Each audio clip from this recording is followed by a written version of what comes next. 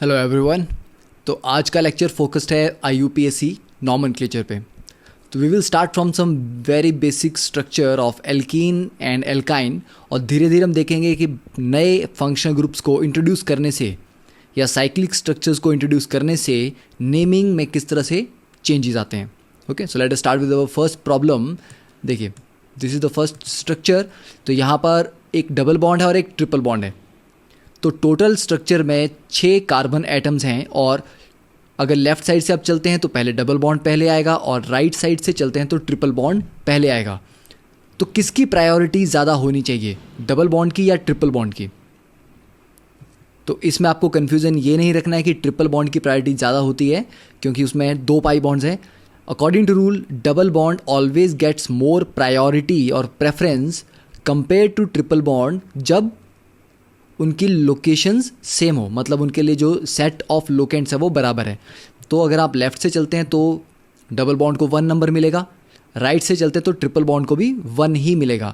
तो ऐसे में डबल बॉन्ड को ही ज़्यादा प्रेफरेंस दी जाएगी। तो उसका नाम होगा हेक्स 1ene5 आइन। ओके, अब देखिए नेक्स्ट स्ट्रक्चर। यहाँ पर हमारे पास एक साइक्लिक रिंग है जिसमें एक डबल बॉन्ड है। तो एक डबल बॉन्ड है तो इसके लिए नाम देना तो बहुत आसान है, साइक्लोहेक्सीन। बट अब इसमें अगर हम ब्रांचेस अटैच करें तो ब्रांचेस के लगाने से क्या होगा? देखिए, मान लीजिए हमने यहाँ पर एक मिथाइल ग्रुप लगा दिया तो नंबरिंग कैसे हुई? देखिए 1 2 3, मतलब नंबरिंग हमेशा डबल बॉन्ड वाले कार्बन से स्टार्ट होती है। और दूसरी बात, डबल बॉन्ड वाले कार्बन को हमेशा पहले उस डबल बॉन्ड को कवर करना होता है। मतलब आप 1 से इस तरफ नहीं चल सकते, क्लॉकवाइज नहीं जा सकते आपको 1 से हमेशा ऊपर की तरफ ही जाना है क्योंकि डबल बॉन्ड को पहले कवर करना है। ठीक है, तो यहाँ तो बहुत इजी है क्योंकि आप अगर एंटी क्लॉकवाइज जाएंगे तभी 3 पोजीशन पे आपको ये मिलेगा। ठीक है, अब देखिए अगर हम इस पोजीशन पे यहाँ पर यहाँ एक बॉन्ड लगा देते हैं, अब सडनली नाम में क्या चेंजेस आ गए? डबल बॉन्ड तो 1 पोजीशन पे ही है, पर ये जो मिथाइल आपका 3 पे आ सकता था ये तो अब 6 पे चला गया। मतलब ऐसा क्यों हुआ?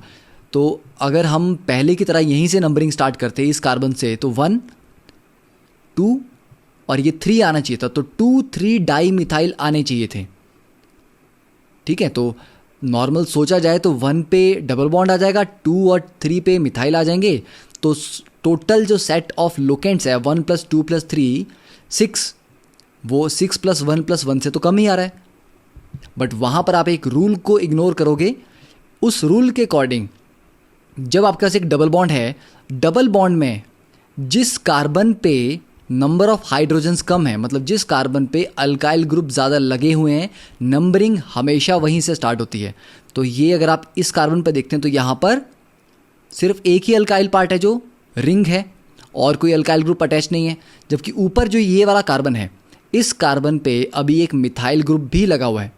तो ये कार्बन ज़्यादा अल्काइलेटेड है, इसलिए नंबरिंग हमेशा यहीं से स्टार्ट होगी, चाहे आपका लोअर सेट ऑफ लोकेंट्स आए या ना आए। तो नंबरिंग 1 2 3 4 5 एंड 6।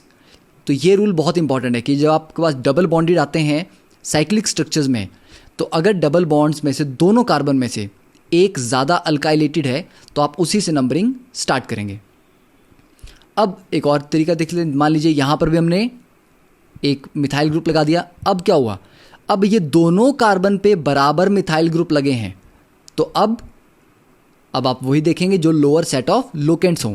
तो अब फिर से नंबरिंग यहीं से स्टार्ट होगी 1 2 एंड 3। तो 1 2 3 ट्राई मिथाइल साइक्लोहेक्स 1ene। तो ये एक इंपॉर्टेंट कॉन्सेप्ट है। ओके, अब देखिए क्वेश्चन नंबर 3। इस स्ट्रक्चर में हमारे पास एक साइक्लिक रिंग है 4 मेंबर जिसके पास एक डबल बॉन्ड है और बाहर की चेन में टोटल नंबर ऑफ 7 एटम्स हैं। अब यहाँ डिफरेंस क्या है कि डबल बॉन्ड आपका मेन फंक्शनल ग्रुप है, इसलिए आप प्रेफरेंस किसको देंगे? डबल बॉन्ड को। तो आपकी जो पेरेंट चेन होगी वो साइक्लिक ब्यूटेन होगी। अब साइक्लिक ब्यूटेन पे अगर आप नंबरिंग करेंगे तो कहाँ से करेंगे स्टार्ट? देखिए, इस डबल बॉन्ड है तो डबल बॉन्ड के जो 2 कार्बन हैं इनमें से उस कार्बन पे जहाँ पर अल्काइल ग्रुप ज़्यादा लगे हैं उससे नंबरिंग स्टार्ट होगी। तो ये होगा 1 2 3 एंड 4। अब देखिए 1 पे क्या ग्रुप लगा है, 7 कार्बन का, तो 7 कार्बन का नाम क्या होगा, हेप्टाइल। ठीक है, तो अब इसमें हेप्टाइल या हेप्टेनाइल को किस तरह से लिखना है वो देखिए। 1 पे हेप्टेन 4 आइल लिखा गया है, मतलब ये हुई 1 पोजीशन। इस पे ब्रैकेट्स में दिया है क्योंकि कॉम्प्लेक्स सब्स्टिट्यूएंट को हमेशा ब्रैकेट्स में लिखा जाता है। तो कॉम्प्लेक्स सब्स्टिट्यूएंट में यहाँ पर 7 कार्बन है, तो हेप्ट सारे सिंगल बॉन्ड है, तो एन, और देखिए 1 2 3 4, फोर्थ पोजीशन से ये मेन चेन से जुड़ा हुआ है, तो 4 आइल। ठीक है, तो आइल का मतलब है कि ये ब्रांच है, पर किस पॉइंट पे ये फोर्थ पोजीशन से जुड़ा हुआ है। ठीक है, अपनी चेन की फोर्थ पोजीशन से। ठीक है, जबकि मेन चेन पे तो ये 1 नंबर पे लगा है, इसलिए हमने आगे यहाँ पर 1 मेंशन किया है, और उसके आगे साइक्लोब्यूट 1 इन। तो दैट वाज सिंपल। अब इसकी जगह अगर हम जो बाहर हमारे पास स्ट्रक्चर है इसमें डबल बॉन्ड अटैच कर देते हैं। सपोज हमने यहाँ पर 2 डबल बॉन्ड अटैच कर दिए और एक हमने यहाँ पर लगा दिया OH ग्रुप। अब यहाँ पर OH ग्रुप के लगने से ये पेरेंट चेन बन गया क्योंकि ये मेन फंक्शन ग्रुप है हमारा। तो नंबरिंग कहाँ से होगी, जहाँ पर फंक्शन ग्रुप अटैच्ड है। तो ये 1 2 3 4। अब 4 पे ये साइक्लोब्यूट 1 इन 1 आइल लगा हुआ है, मतलब इस पोजीशन पे अगर आप देखेंगे तो यहाँ पर साइक्लोब्यूटिनाइल लगा हुआ है। ठीक है, और उस पर नंबरिंग कहाँ से होगी, कॉम्प्लेक्स ब्रांच की नंबरिंग भी यहीं से होगी, 1 2 3 4। तो 1 पे ही इन है और 1 से ही वो अटैच्ड है। तो फोर्थ पोजीशन पे साइक्लोब्यूट 1 इन 4 आइल। टोटल कार्बन मेन चेन में 7 हैं, तो हेप्टा 2 5 डाई इन 1 ओल। अब देखिए next problem, in this structure हमारे पास मेन फंक्शन ग्रुप क्या है, COH कार्बोक्सिलिक एसिड, और उसके बाद एक सेकेंडरी फंक्शन ग्रुप है दैट इज कीटोन। तो कीटोन को यहाँ पर एज अ ब्रांच ट्रीट किया जाएगा, तो इसका नाम क्या होगा, 4 मिथाइल 2 ऑक्सो पेंटेनोइक एसिड। देखिए 1 2 3 4, फोर्थ पोजीशन पे एक मिथाइल ग्रुप लगा है और 2 पोजीशन पे ऑक्सो लिखा है। ऑक्सो क्यों लिखा जाता है, जब आपका ketone as a branch consider किया जाए, जब वो मेन फंक्शन ग्रुप नहीं है तो उसको ऑक्सो लिखते हैं अगर उसका कार्बन मेन चेन में इंक्लूडेड है। तो यहाँ पर जब आप मेन चेन को गिन रहे हो 1 2 3 4 5, तो मेन चेन में ही ये कीटो वाला कार्बन भी इंक्लूडेड है, तब उसको लिखा जाता है ऑक्सो। और टोटल 5 कार्बन है तो पेंटेनोइक एसिड। अब देखिए नेक्स्ट इज, यहां पर एक साइक्लिक रिंग पे ब्रोमीन क्लोरीन और फ्लोरो तीनों ग्रुप लगे हुए हैं। तो यहां पर अगर आप कहीं से भी नंबरिंग करेंगे तो 1 3 5 ही आएगा सेट ऑफ लोकेंट्स। तो जब सेट ऑफ लोकेंट्स बराबर हो तो आप कंपेयर करते हैं अल्फ़ाबेटिकल ऑर्डर, इसलिए अल्फ़ाबेटिकली ब्रोमो सबसे पहले आएगा तो नंबरिंग 1 से स्टार्ट होगी, उसके बाद क्लोरो और लास्ट में फ्लोरो। तो 1 2 3 4 एंड 5। अब अगर यहाँ पर एक डबल बॉन्ड हम लगा दें, सपोज ये हमने डबल बॉन्ड लगा दिया, तो डबल बॉन्ड में नंबरिंग देखिए कहाँ से स्टार्ट होती है। तो डबल बॉन्ड में भी यहाँ से नंबरिंग स्टार्ट हो रही है 1 से, क्योंकि 1 पे क्लोरो भी आ जाएगा और 1 सब्स्टिट्यूटेड भी है। 1 अब एक बार आपने नंबरिंग स्टार्ट कर दी, आपको डबल बॉन्ड को कवर करते हुए जाना है। तो 1 2 3, तो 3 ब्रोमो पहले आएगा क्योंकि ब्रोमो अल्फ़ाबेटिकली पहले आता है। तो 3 ब्रोमो 1 क्लोरो 5 फ्लोरो साइक्लोहेक्स 1 इन।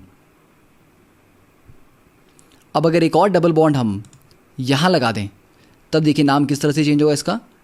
अब अगर हम नंबरिंग करेंगे तो कहाँ से करेंगे, अब देखिए आपको डबल बॉन्ड्स को पहले कवर करना है। तो डबल बॉन्ड्स को पहले कवर करने का क्या तरीका है, या तो आप यहाँ से चलिए 1 2 3 4, या नीचे से चलेंगे फ्लोरीन से 1 2 3 4। तो अगर आप फ्लोरीन से चलेंगे तो फ्लोरीन भी उसमें कवर हो गया एज अ ब्रांच, तो लोअर सेट ऑफ लोकेंट्स भी आ जाएगा और दोनों डबल बॉन्ड पहले कवर हो जाएंगे। तो आप कभी भी ऐसा नहीं कर सकते कि हम यहाँ से चले और हम ऐसे घूमते हुए लास्ट में दूसरे डबल बॉन्ड को कवर करेंगे। अगर एक से ज़्यादा डबल बॉन्ड है तो आपको उसी सीक्वेंस में चलना है जिससे वो दोनों जल्दी से जल्दी कवर हों। ठीक है, तो ये हो गया 5 ब्रोमो, देखिए 1 2 3 4 5, 5 ब्रोमो 3 क्लोरो 1 फ्लोरो साइक्लोहेक्सा 1 3 डाई इन। अब देखिए नेक्स्ट क्वेश्चन।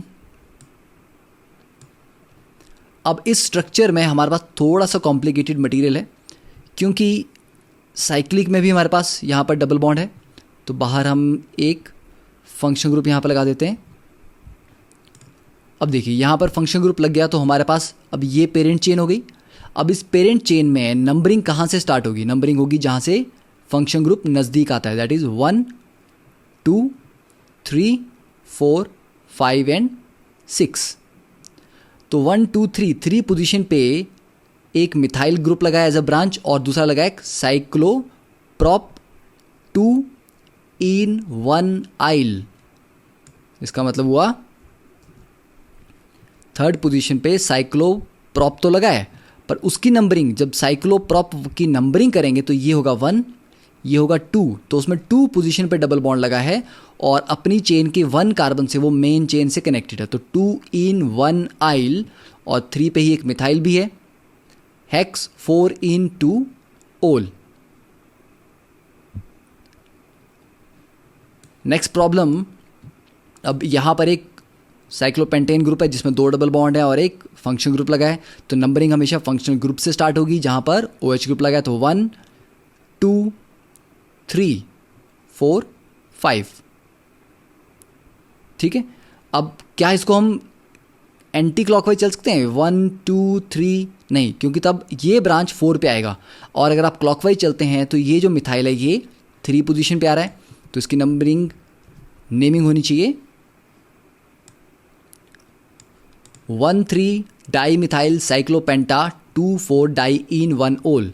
1 पे मिथाइल, 3 पे मिथाइल तो डाई मिथाइल साइक्लोपेंटा 2 3 4 2 4 पे डाई इन 1 ओल।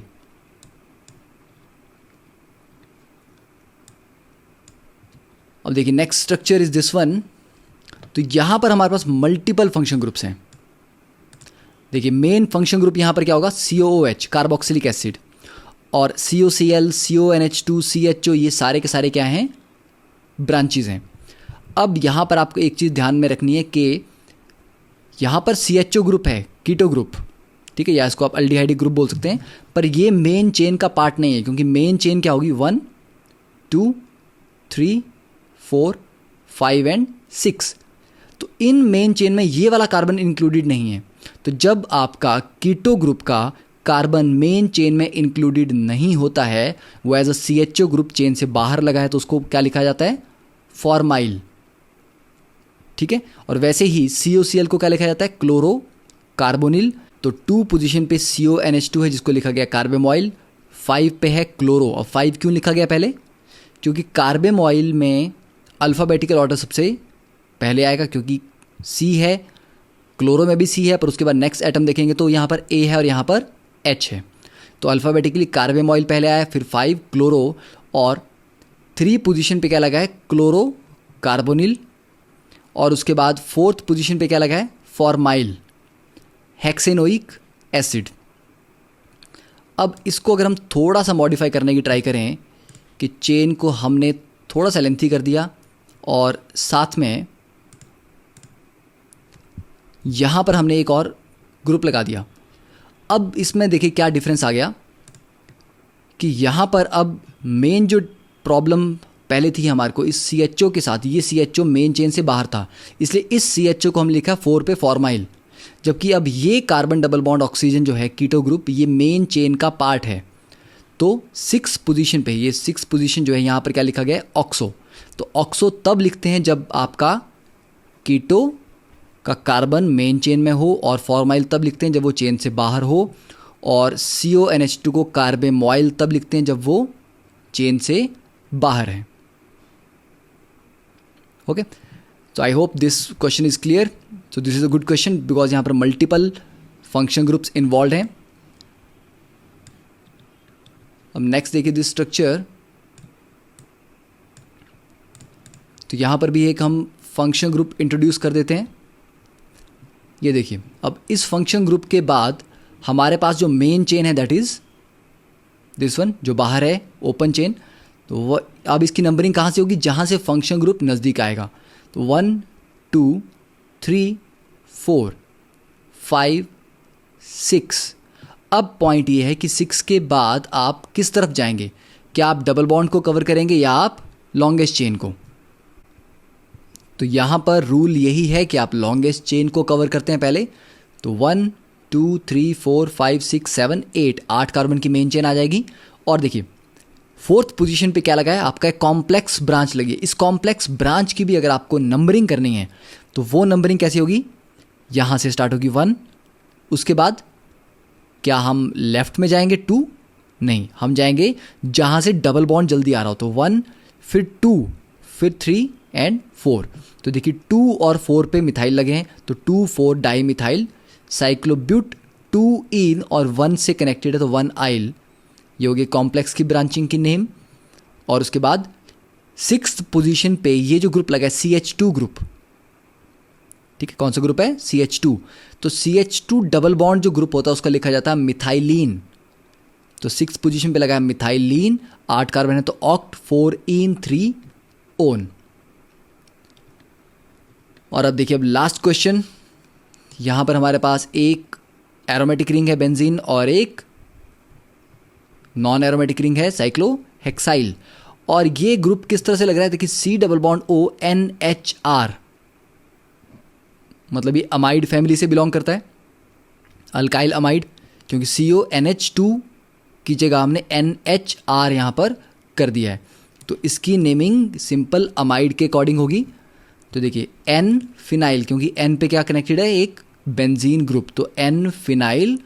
और उसके बाद अब मेन चेन तो आपकी यही रहेगी।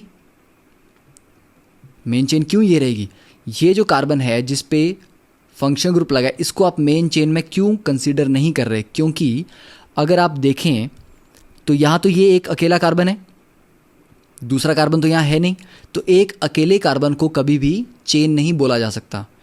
तो ऐसे केस में ये फंक्शन ग्रुप तो है but still it can not be included in the main chain. तो मेन चेन आपकी यही रहेगी साइक्लोहेक्साइल। इसलिए N पोजीशन पे जो R ग्रुप लगा है उसकी नेमिंग पहले होगी N फिनाइल साइक्लोहेक्सेन कार्बोक्सेमाइड। अब आप बोलेंगे कि नॉर्मली तो हम मिथेनामाइड, इथेनामाइड, प्रोपेनामाइड सिर्फ अमाइड लिखते हैं, कार्बोक्सेमाइड क्यों लिखा जा रहा है। जब आप सिर्फ नॉर्मली अमाइड लिखते हो तो आपके पास जो स्ट्रक्चर होता है वो नॉर्मली कैसा रहता है, मान लीजिए 5 कार्बन आपके पास हैं, तो ये आपके पास स्ट्रक्चर यहाँ पर आ गया। अब इस स्ट्रक्चर की नेमिंग करनी है तो 1 2 3 4 4 कार्बन है और ये अमाइड है, तो डायरेक्टली 4 के लिए क्या हो जाएगा, ब्यूटेनामाइड, ओके, या ब्यूटाइरामाइड जो ने लिखा, but still you can call it a butanamide. तो यहाँ पर ये जो कार्बन था ये मेन चेन में इंक्लूडेड है, इसलिए इसको डायरेक्टली अमाइड लिखा है। यहाँ पर ये वाला कार्बन मेन चेन में नहीं है, मेन चेन में आपके सिर्फ 6 कार्बन हैं, तो 6 कार्बन तो साइक्लोहेक्स में आपने शो कर दिए। इस कार्बन को कहाँ शो करेंगे, तो उस कार्बन को शो करने के लिए हमें कार्बोक्सा वर्ड यूज़ करना पड़ता है। इसका मतलब ये है कि अमाइड का जो कार्बन है वो मेन चेन से बाहर है, इसीलिए उसको कार्बोक्सेमाइड लिखा गया है। तो ये आपने ध्यान देना है कि जब भी आपका फंक्शन ग्रुप बाहर हो तो उसको अमाइड के लिए कार्बोक्सेमाइड होता है, जब कार्बोक्सिलिक एसिड है तो उसको कार्बोक्सिलिक ही लिखते हैं। Okay, so that is all for this lecture. If you are benefiting from these lectures and you think that we should continue making more lectures like this, you can always leave a comment or your feedback and we will come back with more such lectures on IUPAC naming. Okay, thank you. Have a nice day.